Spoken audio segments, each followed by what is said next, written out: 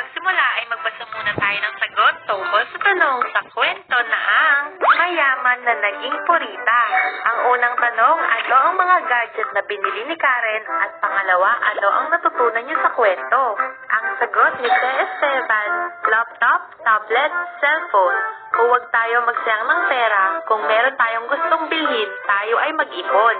Ang sagot naman ni Jody Liana, laptop, iPad, iPhone, laging mag-ipon at pahalagahan kung ano ang meron ka at hindi sa lahat ng oras makukuha mo ang gusto mo.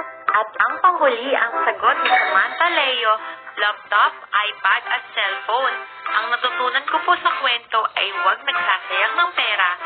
Huwag bili ng mga bagay na hindi naman masyadong nagagamit. At sila pa ang mga nakasagot sa ating tanong.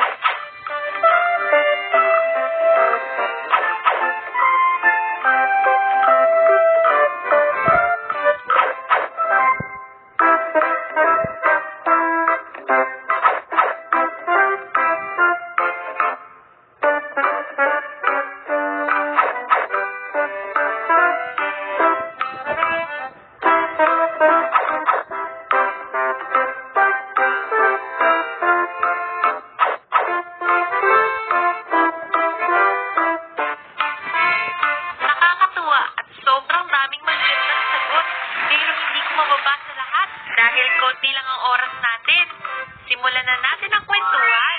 Noong unang panahon ay may isang estudyante na laging binubuli. Ang sarap ng tulog ko. Good morning! First day of school ngayon, pero kinakabahan ako kasi alam kong bubulihin na naman ako ng mga bullies sa school. Pero I love school. I love studying. Kaya't excited pa din ako. At sinimulan na niyang ayusin ang kanyang sarili. Pagkababa ay kinausap siya ng kanyang mommy. Hi anak! Good morning! Unang araw ng school mo ngayon. Excited ka na ba? Opo, mami. Pero kinakabahan po ako. Oh, bakit ka naman kinakabahan? Mami, alam mo naman, lagi akong nabubuli sa school. Sigurado akong aasarin na naman nila ako. Nako, sure akong nagbago na sila. Malay mo, natauhan na. Pasok na po ako, mami. Bye! At dumating na sa paaralan si Trisha. Okay, nandito na ako. Hindi ko na lang papansinin ang mga bullies. Sa kabilang banda ay nasa loob na ng school ang mga nambubuli kay Trisha.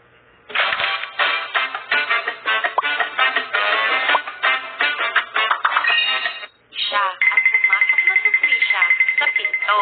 Oh no! Sila yung mga nambubuli sa akin. Kailangan ko magtago. Ngunit nakita na siya ng mga bullies. Tingnan mo! Ayan si Trisha! Trisha the nerd! Tara, bulihin natin siya! Hoy, Trisha the nerd! Hoy nerd! Tagal na ng braces mo ha! Baka bulok na yan! Ano bang kailangan nyo? Ew! Ang pangit naman ang damit mo! Ang lola! Ang ganda kaya! Bigay sa akin to ni mami! Kaya pala pang matanda eh. Baka lumang damit na yan ng mami mo. At nagring na ang bell, kudyat na mag-uumpisa na ang klase. Good morning, class! Sana ay naging maganda ang bakasyon nyo. Magsiupo na kayo. Okay, dito na lang ako? Huh? Sa iba ka na lang maupo. Okay. Dito na lang ako? Akin to. Hi. Dito na lang ako. Okay, class. Ang una niyong gagawin ay ito-drawing niyo ang bawat isa. Bamboo, ito-drawing mo si Bea. Bea, ito-drawing mo si Trisha.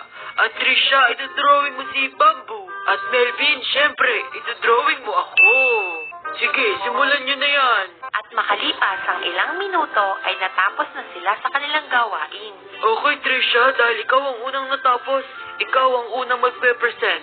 Hello po. Ang dinrawing ko po kay Bamboo ay strawberry kasi kulay red. Okay, thank you, Trisha. You may now sing.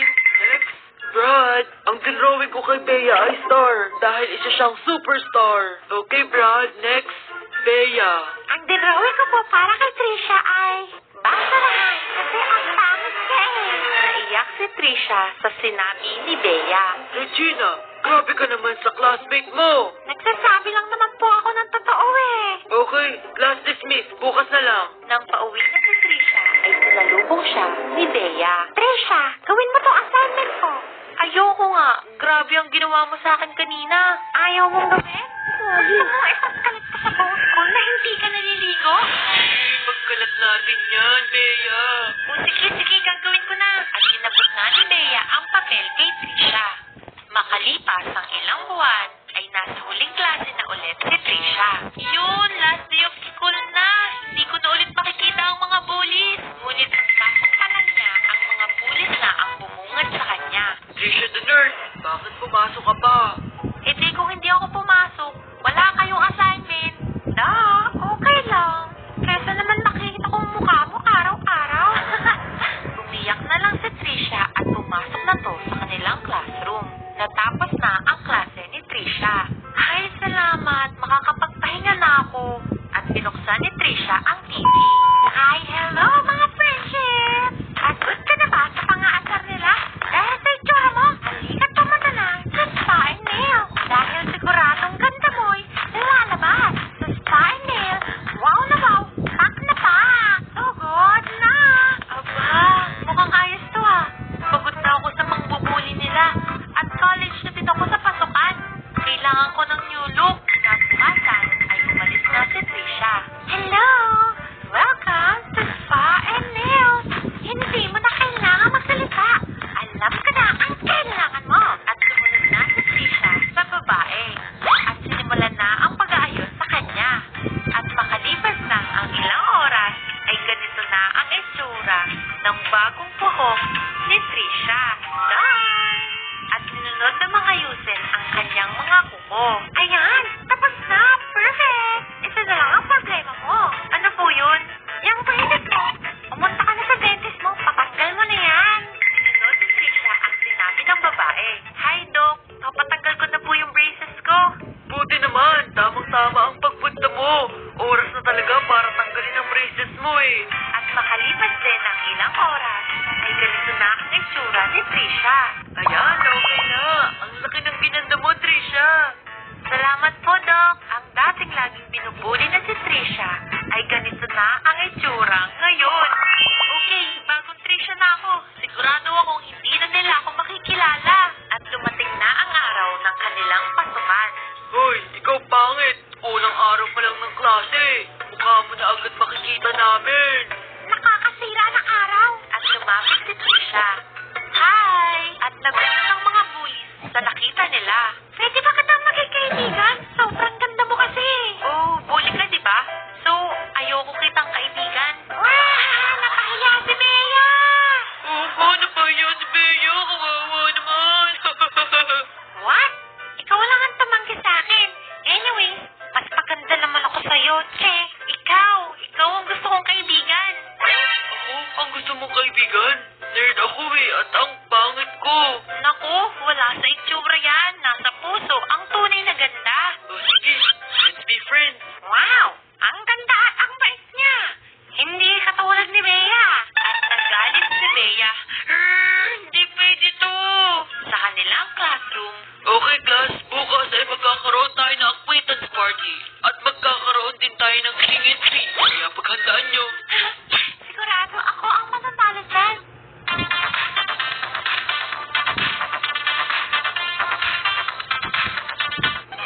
Did you know? Constant stress slows down your liver. Have it checked and take acid. Sigurado ako ang mananalo dyan. Kinabukasan ay nagsimula na ang party. Wow, Tracy, Beshi, ang ganda mo naman. Thank you, Beshi. Ikaw din ang ganda mo. Thanks, Beshi. Excuse me, doon na kayo sa baba at i-announce ko na kung sino ang mananalo. Our king of the night is... Dog! And our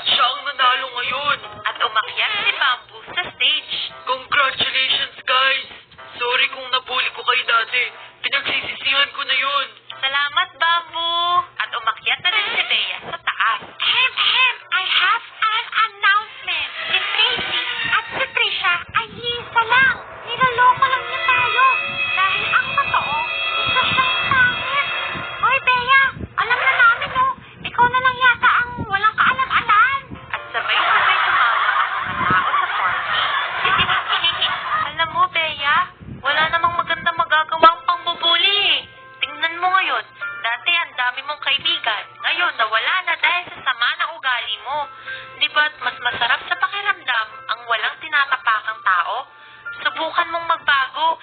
Hindi pa huli ang lahat. Sabi nga sa golden rule, do not do unto others what you would not want others to do unto you. Ang ibig sabihin, huwag mong gawin sa iba ang ayaw mong gawin nila sa'yo. Kaya't kung naging masama ka sa iba, ay magiging masama din sila sa'yo. Mas okay nang maging mabuti para maging mabuti din sila sa'yo. Napaiyak si Bea sa sinabi ni Trisha at isang salita na lang ang nasabi nito. Sorry. At dyan nagtatapos ang kwento tungkol sa ganti ng nerd. May natutunan ba kayo sa ating kwentuhan? Para malaman natin ay mag-iiwan ako sa inyo ng 2 tanong. Ang unang tanong, ano ang pangalan ng gustong kaibigan ni Trisha? At pangalawa, ano ang natutunan niya sa kwento? Ako ulit ito, Tete Queen Raz, ang mag-iiwan sa inyo ng mga kwento